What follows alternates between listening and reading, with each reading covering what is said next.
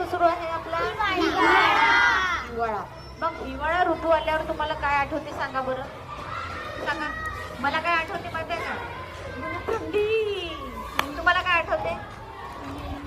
Sweater नाही आठवते का बरं? हा, थंडी वाटते की नाही आपल्याला? स्वेटर. अजून काय आठवते थंडी म्हटलं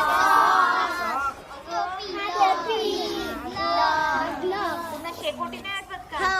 शेकोटी आपण विस्त पेटवतो की नाही? का बरं? की आपल्याला शरीर गरम ठेवायचं असतं. काय करायचं असते? मग शरीर आपलं गरम ठेवायचं असते, आपलं आरोग्य जपायचं राहतं. तसंच आपलं वर्षभर आरोग्य चांगलं राहावं म्हणून हिवाळा हा ऋतू खूप चांगला असतो. हिवाळ्यात आपल्याला चांगलं चुंगलं खाल्लं की नाही, मग वर्षभर आपलं आरोग्य चांगलं असतं. मग चांगलं चुंगलं खायचं म्हणजे आपण आपल्या आहारात सुकामेवा, ड्रायफ्रुट्स म्हणतो. हा, ड्रायफ्रुट्स, सुकामेवा.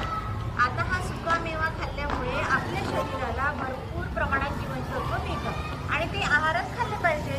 पण काही फ्रुट्स आपल्याला, सुकामेवा आपल्याला माहिती नाही. सगळेच काही सुकेमेवा माहिती नाही. ते तुम्हाला माहीत व्हावे म्हणून हा आजचा उपक्रम आहे. आता एक एक आपण बघूया.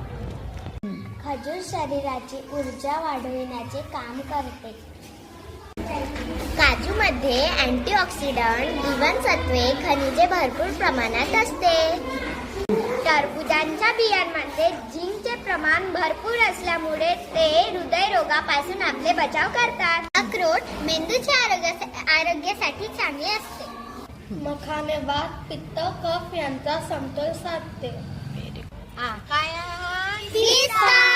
पिस्ता खाल्ल्याने रोग प्रतिकार क्षमता वाढते. सूर्यफुलाच्या बिया खाल्ल्यामुळे हाडे मजबूत होतात. खसखस आहारात वापरल्यामुळे झोपेची समस्या दूर होते. भोपळ्याच्या बिया प्रोटीन, फायबर व ओमेगा 3 युक्त असतात.